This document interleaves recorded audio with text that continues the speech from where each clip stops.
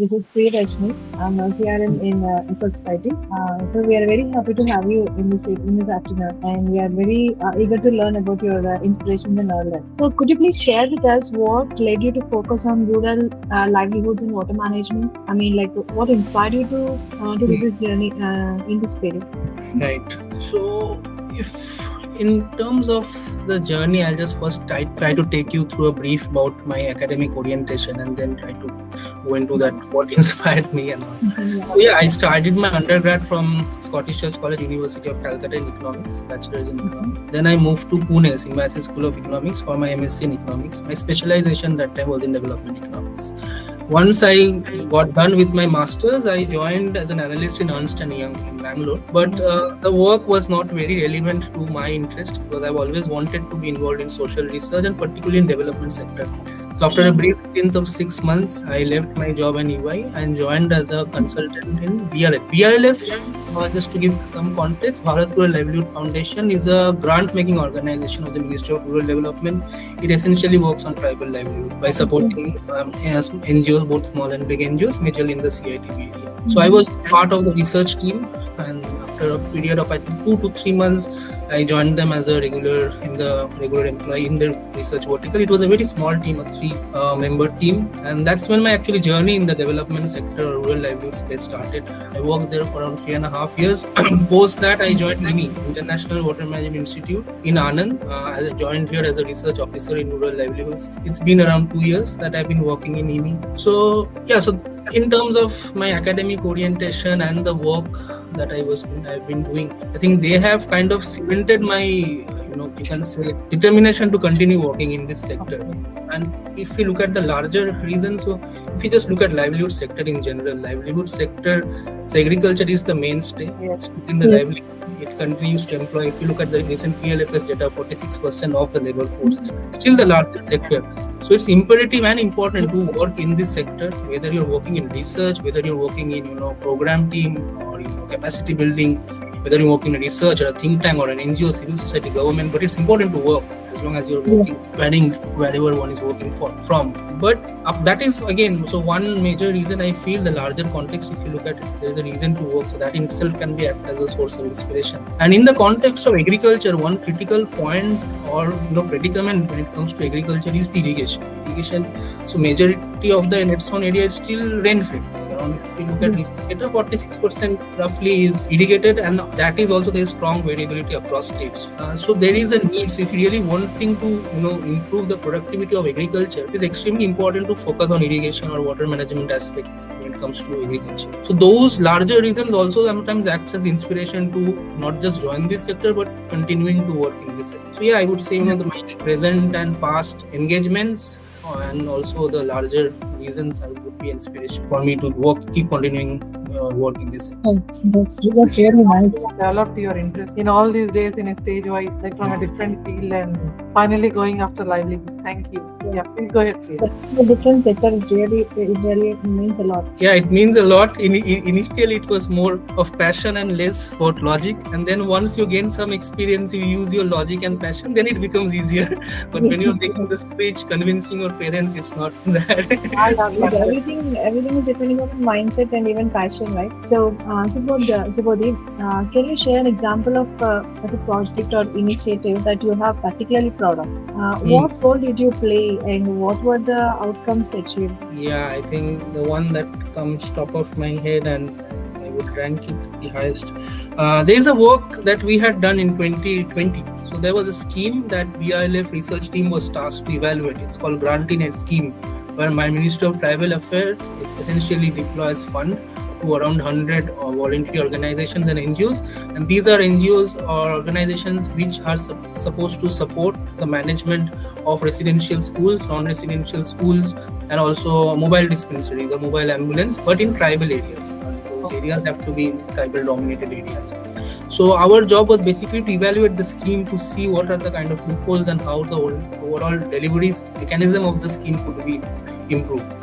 So initially, when we were interacting both with the government, the civil society and the beneficiaries, one thing which we could realize overall, like I think the overlap complaint was regarding the funding. So the one is the total funding that is coming. The other part is the how the fund is distributed across different budget line items. So it's majorly the certain critical budget line items where the funding should ideally be more based on the the consumer, like the inflation, the living index, the price, those budget line items should have been ideally revised.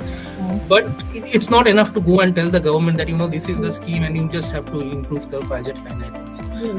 That is not something for which government would be convinced in the first place. So then we started trying to look at reasoning or rational what could kind of cement our argument further.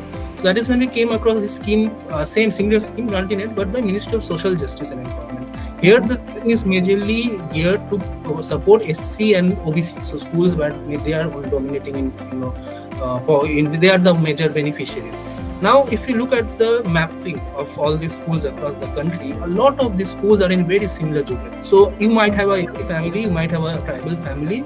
The geography that they are in are very similar. The kind of issues that they are facing is very similar, but the facilities that they are probably receiving is slightly different, simply because the funding from the government is coming through in that. So that became one reason. So even if we do not have to increase it, at least make it impact at least at some parity with what is already being provided by another scheme. The other reasoning, if you look at most of the human development indicators, tribal families or tribal communities are still lagging behind. So those indicators also help you to cement a stronger rationality as to why those funding should also be provided for tribal beneficiaries. So I think that kind of comparison, and then though we made those recommendations, and gradually after a year actually we just got to know that the Parliamentary Standing Committee had cited our recommendation as an unanswered question in the Parliament, and based on that the ministry has been tasked to accept those recommendations and majorly deploy them on the field. So we were informed that next year when the scheme gets rolled out, most of those recommendations, not all, but I think 4 to 5 of our 9 recommendations were accepted. Now I think that personally was a big area of satisfaction for me.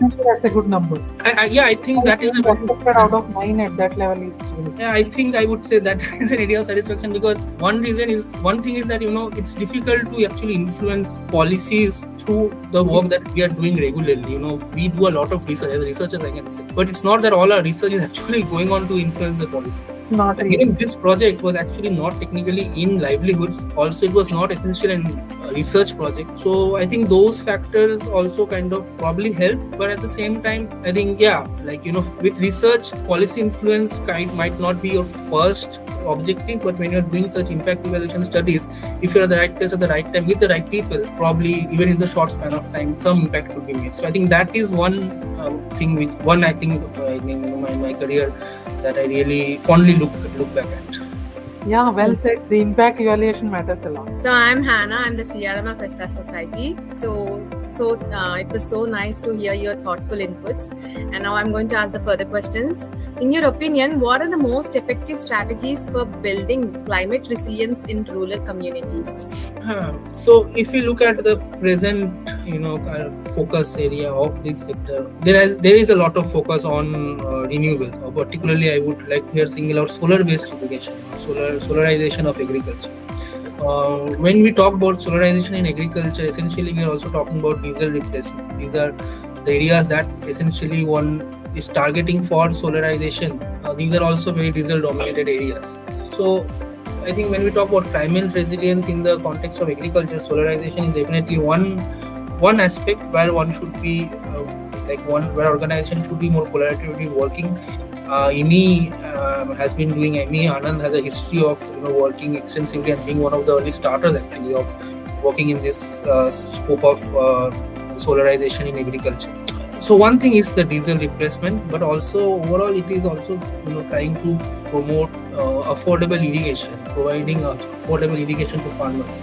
So once you have invested in the solar irrigation pump, technically there is no OPEX, you're not really having any operating cost. Yeah. So that is one factor I think which can actually in the longer run promote solar irrigation pump, and at the same time that is also one way of providing affordable irrigation. But there has again been debates also on the other side of it, on the other alternative argument where solar pumps essentially you're providing free energy and it could lead to depletion, right? So that also is one area which one needs to be focused on, like one needs to take due cognizance of. But it is also important to understand the context in which we are making such arguments, right? If you're talking about the Eastern India belt, and if you look at the CGWB data, there is the vast majority of the blocks are water safe, right? They have plenty of groundwater availability. The net recharge is also much higher. But obviously, if you talk in the context of Rajasthan or areas of Punjab, for that matter, where the groundwater level has been declined, so then the policy framework would be different. So I think those are aspects which needs to be taken into consideration when we are talking about solarization in agriculture. But solarization is also one particular way I feel that I have to some extent been involved in. But at the same time, when we talk about climate resilient agriculture, this is one front where people need to do more rigorous research, both for it and against it, and try to and see what better could be done that actually improves the livelihood option and opportunities of people. Right, true. That's true. So, how do you see the role of interdisciplinary collaboration in enhancing the impact of rural development initiatives? When we talk about interdisciplinary, I'll like to respond in two fronts. So one is the interdisciplinary of individuals. Okay. Like people coming from different academic background or even professional background, and they're working together. That at an organization level, I personally feel is very important. And a point of view of the economist and an engineer over a particular issue will not really overlap. It might not overlap, right? But it is so important to get those two point of views, right? We have done our studies and our course and our training has been in economics, but there is so many other technical aspects that is as important to be taken into consideration. Not just the financial, the economic part, but a lot of other aspects, for which I feel, that those kind of interdisciplinary individual collaboration is very important. And at the same time, if we talk about in terms of organization, there is an organization which probably has done immense work or has strong experience in, let's say, ASQ promotion, like you're talking about. Okay, let's say they have been working in SHGs for a long time, and now they have found it easy to transform them into producer groups. So there are quite a few such organizations who are doing well. But then there could be an organization or a think tank, let's say, who have not been working for a lot of years on that issue, but they have a very diverse team who look differently at those problems. So when you integrate the experience and the expertise, I think that is when you can expect good results to come out. That's why the collaboration of organization is very important. That's when you also you're able to understand what is it that probably you are lagging behind in terms of the vision. So I think not collaboration just when it is required, just for this particular task we have to collaborate, but it has to be an ongoing collaboration from the nascent stage of a program till the end, so that the accountability is among those different organizations to also take it through and see it. Good to know about the various differences.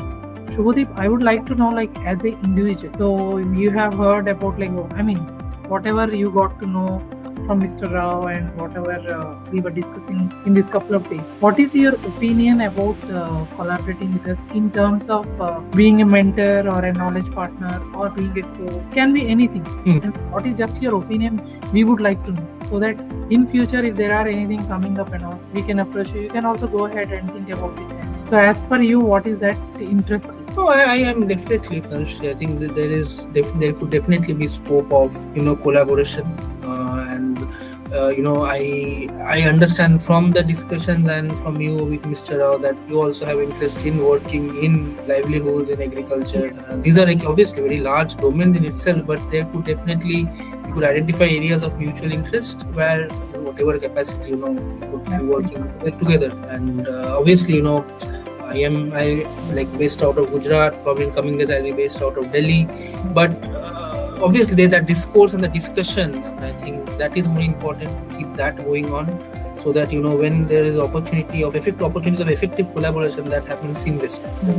I think I would be more than happy to identify areas of mutual interest and then work collaboratively with that. Good to know that. Definitely we will look forward to have you, because as part of Academy of Social Franchise, we are having different kind of members. Some as I said earlier also, some are interested just to be a mentor. So as we deal with different kind of interns, they just come as a mentee. because these days again online is also available. So some can be as a mentors also, some can be as per their ability. They have interest in order to train, teach or coach the upcoming generations, what you say, as of today. So that option is also there. It's not social franchising as such, it is there. There we are looking for collaborations with even institutes or as an individual if they are coming. Right. So that it's a seamless process in days ahead to come. Absolutely. I think that's great. The reason we wanted to meet you. Absolutely. That makes perfect sense. I think that's also working in the same sectors, and as you said, it's vast. Agriculture is a big umbrella under which you have there are many. So everyone is doing their part in some way or the other. We work with farmers, FPOs, you work with tribal sectors and all of that. But everyone is doing their part in their to provide livelihood. Absolutely. I think that's the main common overlapping objective. How we got connected, right? So what would be your advice to the young researchers and professionals who aspire to make a difference in rural life? Be hungry, be driven. I think those are two important things, to be hungry and to be driven, especially in the early stage of career. And at the same time to also try and work, like if required, move out of your comfort zone. As we grow old, our appetite towards taking risks reduces. So I think towards the early stage of career, those calculated risks should be taken if it seems something interesting, and if it is right.